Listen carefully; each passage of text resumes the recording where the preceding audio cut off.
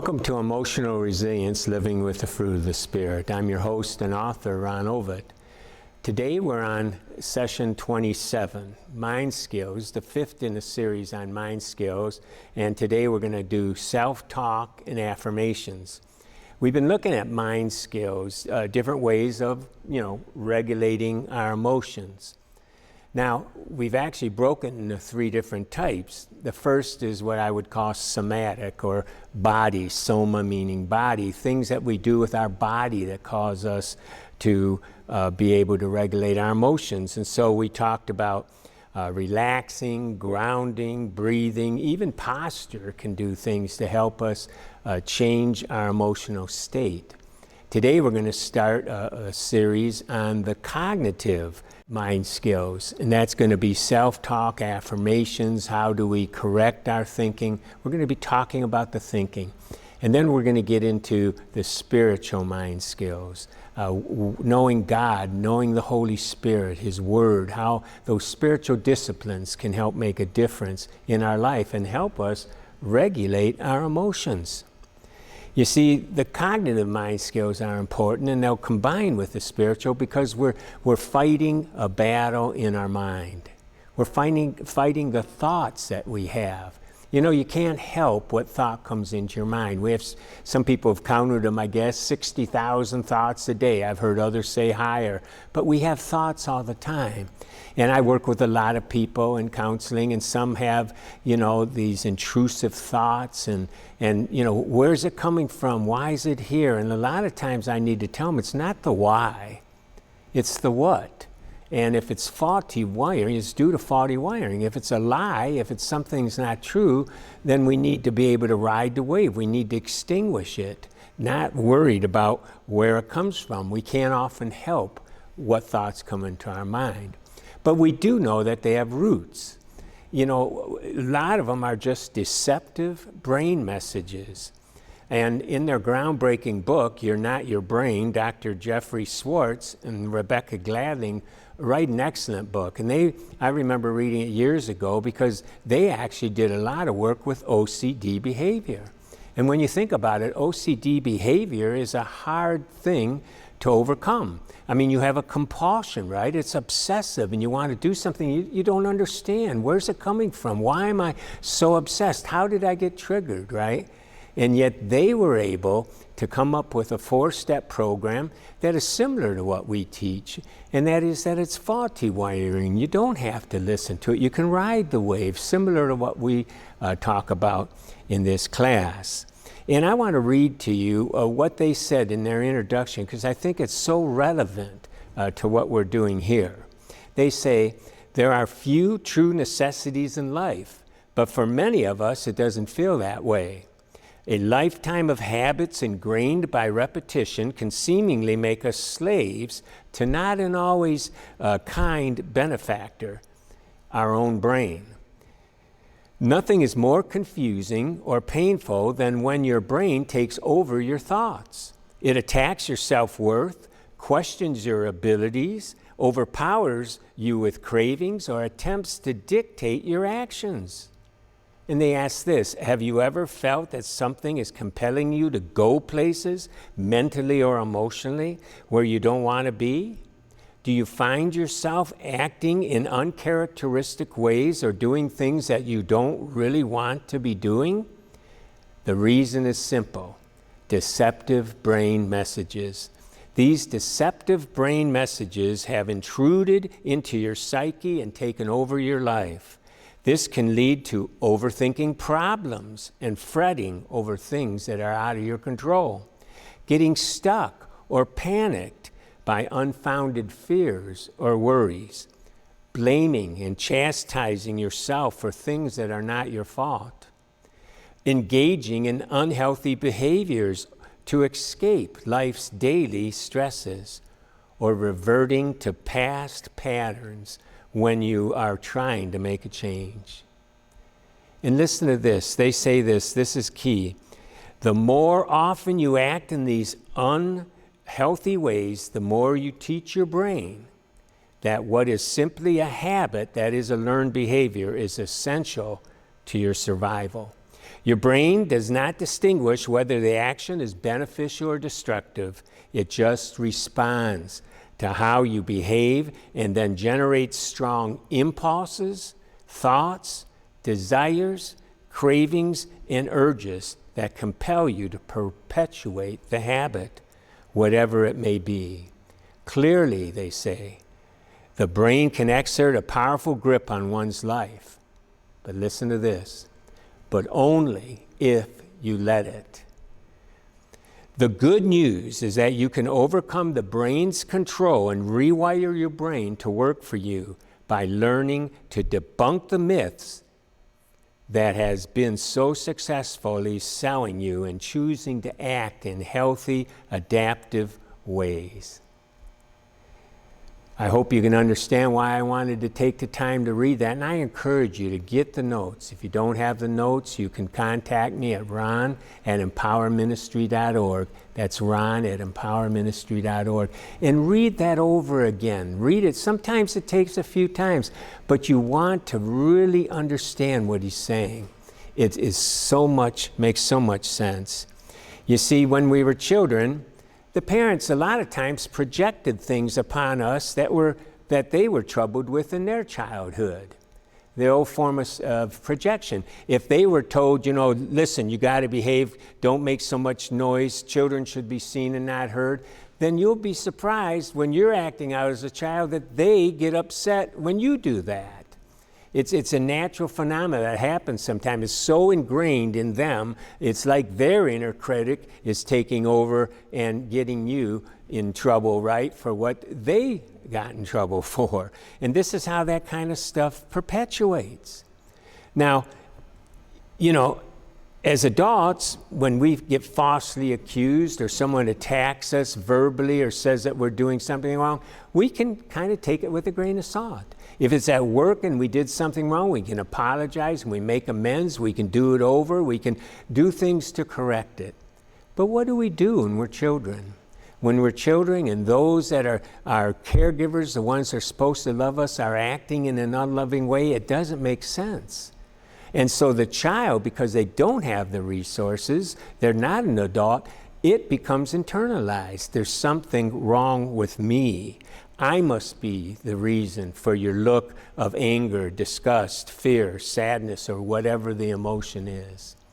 And so my brain picks that up, the amygdala picks that up as something to watch out for. And I may not even have the total meaning at that point, but with repetition, pretty soon, I keep thinking about it and I start putting feelings and words to it. And that's where we get negative affirmations. We're going to talk about positive affirmations today, but the truth is many of us are full of affirmations all the time, but they're negative. When you're growing up, it may have been sometimes, go sit down, you can't do that. Or maybe you weren't picked for the team. You were the last one picked or not picked because they felt you were no good, right? And you picked up this thing. Or maybe they said, you're a loser and people teased you or whatever. Or maybe your body wasn't the way someone else felt it should be. And you were attacked verbally, perhaps emotionally, and maybe even physically, or bullied. And you took and internalized all that. And those thoughts there that you started to generate, like I must be no good, I'm damaged, there's something wrong with me, I have to perform in order for people to like me, that then becomes part of our stories. And they become part of our inner critic that keeps us in line. And a lot of times it stops us from thinking positive things about ourselves. And what do these negative beliefs do? Well, remember, we've said it in the past, the primary job of our brain is to keep us safe, And if we have these negative beliefs about ourselves, then the consequences of those beliefs are that we're going to get in trouble if we don't act right. We have to earn love. We have to, do something to compensate for what's going on. And unfortunately, those beliefs often don't have anything to do with truth, but it becomes our truth. And it may not even be totally cognitively, but it feels true. If I was to ask you, do you believe you're stupid? You'd probably, if you really had enough time to think about it, you'd have to say, well, you know, I passed school, I went on to college, I did this. No, I'm not stupid. But if I asked you, have you ever felt that way? You might have to say, well, yeah, I remember when I was in 6th grade and I blanked out at the board. I couldn't think of the answer and everyone laughed at me and the teacher said, what's wrong with you? And I felt stupid. And a lot of times those things, because of our negativity bias, stick with us. They stay with us. And so I have a list here of some of the things that you can look at in the notes here that is a test for inner negativity. For example, do you find yourself needing to please people?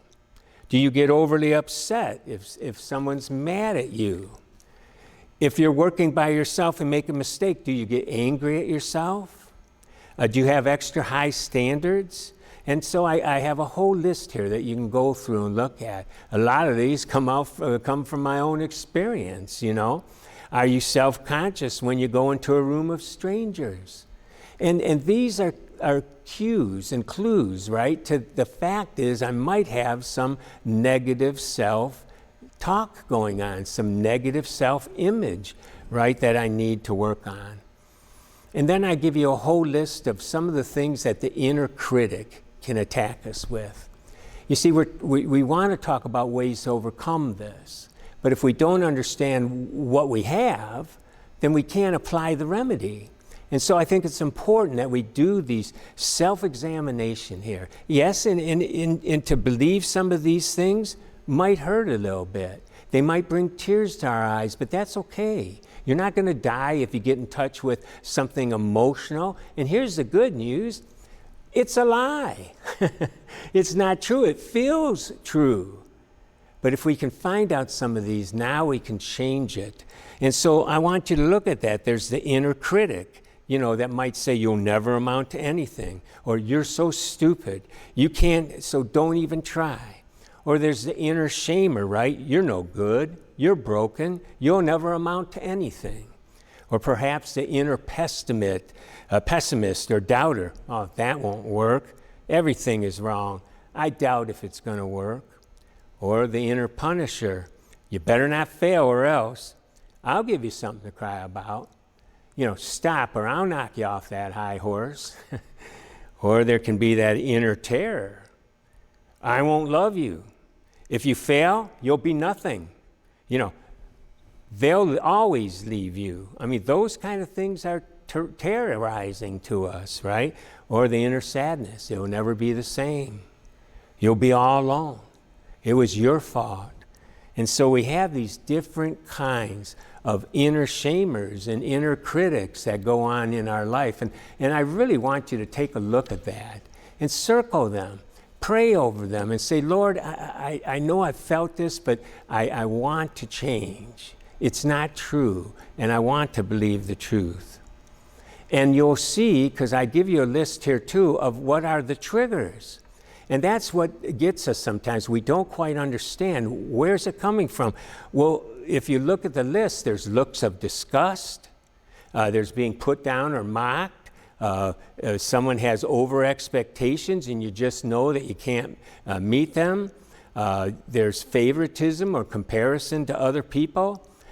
Someone abandons you, leaves you alone and you're sitting there wondering why. Perhaps it's an angry tone or a look.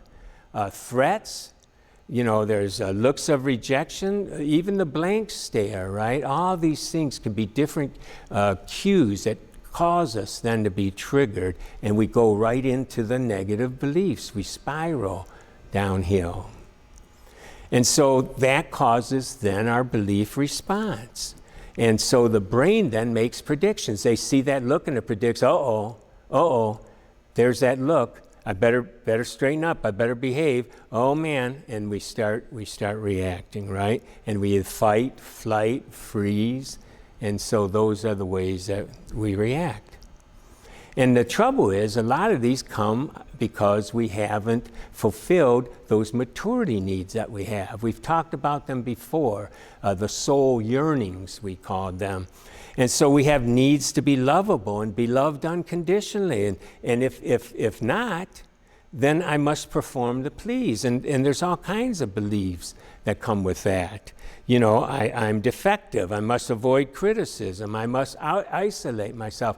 Here again, go through the list. This is a critical lesson here where we can really get in touch with some of these things, because we're going to add to it as we go along. We're preparing to get into the emotional relearning. But we're never going to emotionally relearn anything if we don't know what we've already emotionally learned. And so the need to be accepted. If not, then I have fear of being rejected and abandoned, and that results in a lot of negative behavior and thoughts, right? A need to fit in, the avoidance and disapproval of others. And we have that need to be safe. And if not safe, then we can't trust or take chances to be myself. And you'd be surprised how many of us can't really have that freedom, be who we truly are. And then the need to belong. If not, then I can have social issues. I can't be sociable or must cling to others. And that results in a lot of thinking and behavior as well. So again, please go through those, look at them, pray over them, talk to God about them. Lord, open my eyes to see them. There's nothing wrong here. It doesn't mean you're broken, you know, it can't be fixed, but we need to understand what it is. And here's the good news. We can change.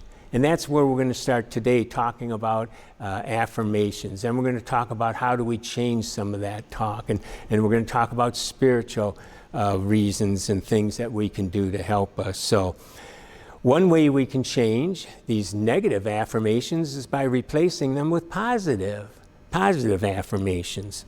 And they're important. They're a great tool because they're easy to use, right? And they only take seconds. It's easy to believe. Now that's if we do it the way I'm talking about. And they do work. There's been a lot of studies that I mentioned in the lesson that have highlighted how affirmations can really help us with our desires and our behaviors and that. And when we look at affirmations, there's three different types. There's being something, right? We want to affirm that we have certain characteristics and our desire to, believe something once about ourselves. And then there's the receiving something. And so the believing something, I once had a person email me one of those general emails that says, you're beautiful, you're loved, you're needed. Those kind of things are positive affirmations. We should feel that we're loved, right? We should feel that we're needed. And a lot of times those kind of affirmations can help us. And then there's the receiving something, by the power of our words, and where, I draw money to myself. And then there's achieving something where we have certain characteristics or position or accomplishments. Now, those are okay, but I want to qualify it. Just because we say something doesn't necessarily mean it's going to happen. Affirmations are not a magic chant. We're not talking about superstition here. We're not talking about chants. I believe words are important. I know firsthand what it's like to feel that I'm unlovable, right? And fill my head with negative self-beliefs. So negative words, they carry weight. Positive words can too. But I believe that there have to be rules when we talk about affirmations. I think there's rules that need to guide us. And so first, it needs to be realistic. The question is it reachable? Is it ownable? Is it measurable? Can we put progressive rewards? Are we going toward a goal? I draw money to myself, I'll be a millionaire. Well, that's nice to think, and I can understand where you might want to, if that's your goal, envision it. But wouldn't it be better if we know what we need to do to get there, right? That's the second point. It needs to be tied into actions. For example, if your goal is to be healthy, you can affirm that and tie it into what you'll commit to. So instead of just saying, I am healthy, and meanwhile you're eating Twinkies and cheeseburgers and not exercising, what you want to do instead, you could say, I'm committed to being healthy and will eat the right foods and exercise to make this happen. Isn't that an exciting affirmation? That has actions tied with the belief that it's going to happen. It's a little more action than just I'm healthy and full of energy. If it's financially independent, right? Then you could say, I commit to being financially independent and will make the phone calls I need today to make it happen. But a lot of times we steer away from those because there's actions. But that's what it takes, right? And then when we get that kind of affirmations, we want to emotionally affirm it. We want to emotionally affirm it. If it's an affirmation about who I am, for example, I'm loved, then we want to find proof. And we can ask ourselves, who do I know? What have I experienced? Has there been a time when I was loved? Have anyone ever loved me? Now think about that. There probably has been. What do you know to be true? What kind of evidence in the jury of our mind can agree with this, you see? And so we want to use that kind of logic to build our case. And once we build that case and we start to say those affirmations that make sense to us and that we agree can be true because there's evidence, then get a support group. Start visualizing it. Believe it in your body. If your body doesn't buy it, the brain won't neither. If we can relax and breathe and say the affirmation and know that it's true, our body believes it, our brain will follow. And once we get those affirmations go, there are things we can do to really make the cement dry. It's wet cement because it takes time to really think about it and work it out and get the affirmations that really make sense to you. But once you do, you get the people, you let people that you love and that love you know that you're doing this, where they can support you. You visualize yourself being happy and excited about the change. You practice it, you meditate on it, you create words, right? You can even do what we talked before, right and left, bilateral stimulation to really open the mind to it. And so I've given you a worksheet that has room to do quite a few affirmations on it. And you write down the affirmations, and then you put your proof text in there. What other people believe this about me? Things I have done that really affirmed it about me. Things I have read or heard that really affirm it. Things I need to do to accomplish this affirmation. And then you make a commitment. Believing in the affirmation, I commit myself to what percent? 20, 10, 100? To doing and you write it down, what it is doing, in order to accomplish this affirmation. If you'll follow that guideline, I think you'll find that you'll have some powerful affirmations that will come against yourself. You can take those negative beliefs, write out a positive belief, get the support for it, start meditating on it. You can take those negative behaviors, write out the positive behaviors, put the proof text for it, and then start going after it. And you'll find that it will really help. And then in the end of the lesson, I put down biblical affirmations. The Bible is full of positive affirmations for you. In fact, I've given you some scriptures here that I've put in the first person. I put them in the first person so you can say them as if they were true. When the Lord says, cast all your care upon me because I care for you, you can read that and say, boy, that's nice, maybe I'll do that. Or you could say, I'm casting all my cares upon God because he cares for me. Do you see how that's an affirmation? And that's what I've done. I've tried to stay true to the scriptures, but I'm putting it into action and belief sentences, okay? And so I want you to pray and read them. I want you to really test them in your heart. And if you find that you're not quite believing it, talk to God about it. Lord, I want to believe this. Help me believe. I love that part in the scripture where the guy wasn't sure. And Jesus said, all things can happen if you believe. And he says, Lord, I believe, but help me with my unbelief. And God knows that. That's a great prayer, and he can help you. And then just say, Lord, help me to receive it. Help me to receive it and to see it. And you can visualize. And then breathe it. Really believe the affirmation. Put it into your whole body and soul as you read and meditate. I'm casting all my cares upon God because he cares for me. And you can meditate that, casting all my cares, casting all my cares, casting all my cares upon him, casting all my cares upon him because he cares for me. Do you see how you can break that down? Each part has such an important part, and we can really start to believe that. And so I have a bunch of them, self-control, anger, and many others. So I encourage you again, if you don't have the notes, write me at ron@empowerministry.org, and I'll be happy to send them to you. Next time, we're going to talk about belief exchange. How do we exchange some of these beliefs? We're going to go over this a little bit more. Some of it's going to be somewhat redundant, but we're trying to get into the cognitive approach to regulating our emotions. You know, Jesus said himself, the truth will set you free. Now, he was talking about spiritual truth, specifically about the truth that he was sharing, but I believe that's true for all truth. That as we know the truth about who we are, as we know about how God loves us and how he's created us as lovable, human beings, as we believe the truth and we affirm the truth and we come against those negative thoughts, God's going to change us. And we're going to see that we're going to be able to live that life of joy that we always wanted to live. Thanks for joining us today on this Emotional Resilience Living with the Fruit of the Spirit class. Please share this video with others. Like, subscribe, hit the notification bell so you won't miss any of the other exciting classes.